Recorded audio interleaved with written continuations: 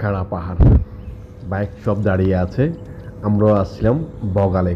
এটা হচ্ছে দ্বিতীয় পর্ব। বাইক কীভাবে চলে, যারা পাহাড়ে রাইড করে, পাহাড়ি যারা আছে তারা কিন্তু খুব সুন্দর রাইড করতে পারে। এখানে এত উঁচু, তারপরেও তারা খুব সুন্দর করে দুই তিনজন নিয়ে চলে আসতে পারে। এটা আমাদের খুব ভয় লাগে। তা ওদের জন্য অবশ্যই ওরা অনেক স্মার্ট। অন্যরকম এক অনুভূতি পাহাড়িতে। যারা পাহাড় প্রেমী তারাই জানে আসলে পাহাড়ের মৌনতা কাকে বলে। একটু দেখাই, এই সাধারণত যে রুটটা আসছে এটা হচ্ছে লাস্ট স্টেপ। যারা বগালে একজন তাদের জন্য লাস্ট স্টেপ। একটু খেয়াল রাখবো যেন বর্ষা অ্যাভয়েড করলে ভালো হয়। এই যে একটু যদি দেখাই, বৃষ্টির ছড়া পানি চড়তেছে, পাহাড় অনেকটা ধসে পড়ছে, পাহাড়ের অনেকটা পাথর। এটা বলা হয় পাথর হয়ে এটা একটু কারো গায়ে পড়লে কিন্তু বাসার সম্ভাবনা খুব কম আছে। আর দুই পাহাড়ের যে খাড়া পাহাড়ের যে সুরঙ্গুর মতো জায়গা দেখাচ্ছে, এটা অসাধারণ একটা জায়গা, মনে মুগ্ধ করে। পিছনে পাহাড় আছে, দুই পাশে যারা কাটা যায়, যে পাহাড়টা কাটছে এটার ভিন্ন রকম অনুভূতি দেখা যায় এই পাহাড়ে চড়ায় আসলে। তবে যারা বাইক রাইডে খুব জবরদস্ত বাইক রাইডার তাদের জন্য এই জায়গাটা অসাধারণ ভূমিকা রাখবে। পাশাপাশি যারা আসবেন তারা অবশ্যই একটু সময় নিয়ে আসবেন, সন্ধ্যার দিকে বা বিকেলে আসবেন, যাতে রাতটা যাপন করতে পারেন। রাতের যে একটা মহিমোন্নত কিংবা রাতের সকালে যে একটা ভিউ পাওয়া যাবে মেঘের কাছে, মেঘ হাতে ধরে যে ছোঁয়াটা, ওটা এখানে আসতে একমাত্র পাবে। আর যেটা অনেকে বলে অন্য জায়গা আছে, জায়গা তো অনেকে আছে, বাট এই জায়গাটার ফিলিংস অন্যরকম। পাশাপাশি বগালে বা লেগের স্বচ্ছ পানিতে গোসল করা, পাশাপাশি রাত যাপন করা, ঈদের কালচারটা অন্যরকম। আরেকটা বিষয়টি বলি, আমরা যে কটেজে উঠছি, কটেজে কিন্তু কোনো ফ্যান নেই, ফ্যানের প্রয়োজনও নেই। ফ্যানটা হচ্ছে সন্ধ্যার, এই যে এখন সন্ধ্যা হয়ে আসতেছে, এই সন্ধ্যার টাইমের মধ্যে সবচেয়ে বেশি জিনিস হচ্ছে আবহাওয়াটা এত কোল, এত ঠান্ডা, আপনার ফ্যান কিংবা অ্যাসিড প্রয়োজন হবে না। সবচেয়ে গুরুত্বপূর্ণ বিষয় হচ্ছে সন্ধ্যার সময় যে একটা অনুভূতি পাওয়া যায় মেঘের কারণে, মেঘগুলো হাতে ধরা যায় কিংবা হাতে ছোঁয়া যায়, ওরকম একটা পরিবেশ। তার উপর ঘুরি ঘুরি বৃষ্টি হচ্ছে, এক অন্যরকম মজা লাগতেছে আসলে।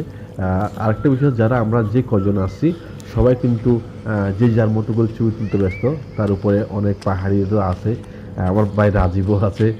খাড়া একটা পাহাড়, পাহাড়ে খুব সুন্দর করে এটা মনে হচ্ছে এখানে ধস হয়েছে, ধসের কারণে অনেকটা এলোমেলো হয়ে আছে, বাট জায়গাটা অসাধারণ সুন্দর। তারা অনেকটা ভিডিওতে প্রকাশ করা যায় না, যা চোখে প্রকাশ করার মতো।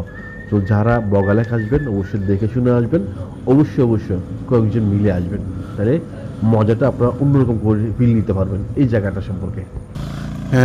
বগালেকের এই সন্ধ্যা খুবই অন্যরকম একটা ফিলিং। সাধারণত আমরা যারা পাহাড়ে থাকি না বা যারা আমরা পাহাড়ে বসবাস করি না, তাদের জন্য এই ফিলিংসটা অন্যরকম। বৃষ্টি ভেজা সন্ধ্যায় এই পাহাড়িটা অসাধারণ একটা মুহূর্ত আছে।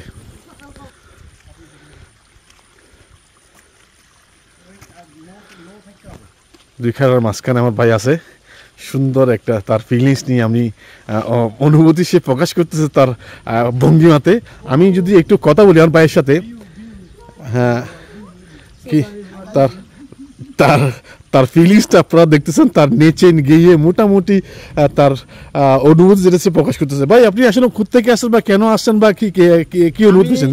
চট্টগ্রাম থেকে আসছি, আপনার ছোট ভাই, একান্ত কাছের ছোট ভাই, আপনার খুব কাছের ছোট ভাই আমি। আচ্ছা, এখানে এসে আপনার ফিলিংসটা বলেন একটু। এটা ফিলিংটা হচ্ছে যেরকম ভাষায় প্রকাশ করা যাবে না। উমা কি ভিউ, উমা ভিউ, ওই যে মেঘ দেখা যাচ্ছে, লাখ টাকার ভিউ ভাই এগিন। আর একটু যদি বলি আপনার রাসেল ভাইকে, রাসেলের মূলত অনুভূতিটা একটু কি আমাকে যদি বলে শেয়ার করেন একটু। কি সুন্দর বগালে। আরেকটা আছে আমাদের আরেক বড় ভাই, মোটামুটি 4 সন্তানের বাপ। বলুন তো আপনার অনুভূতিটা কি?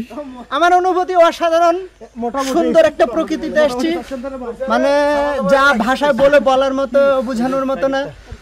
সরাসরি দৃষ্টিতে দেখলে যা বুঝবেন, ছবিতে ক্যামেরাতে কিছুই বুঝবেন না।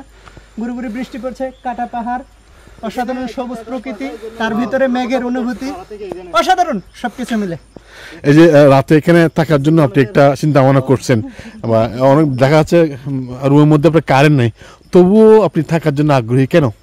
এখানে দিনের বেলা কিছুটা গরম, বাতাসের প্রবাহ খুব কম, কিন্তু সন্ধ্যার পর হয়তো এই বিকাল এখন হয়তো 5:30টার মতো বাজে মনে হয়, তো এখনই ঠান্ডা শুরু হয়ে গেছে। তো রাতে খুব বেশি গরম পড়বে না, বিদ্যুৎ না থাকলেও সমস্যা নেই। খাওয়া দাওয়ার অবস্থা কেমন যদি একটু জানান। খাবারের অবস্থা আমার এখানকার খাবার রান্না বান্না খুবই ভালো, সুস্বাদু খাবার। তবে যদি নর্মাল সবজি দিয়ে খাবার খান তাহলে 180-র মধ্যে পড়বে, আর মুরগি দিয়ে খেতে গেলে 250 টাকার মধ্যে পড়বে। আচ্ছা, আরেকটা বিষয় যেটা হচ্ছে যারা ট্যুরিস্ট হিসেবে এখানে আসতে চান তাদের জন্য আপনার পরামর্শ কি?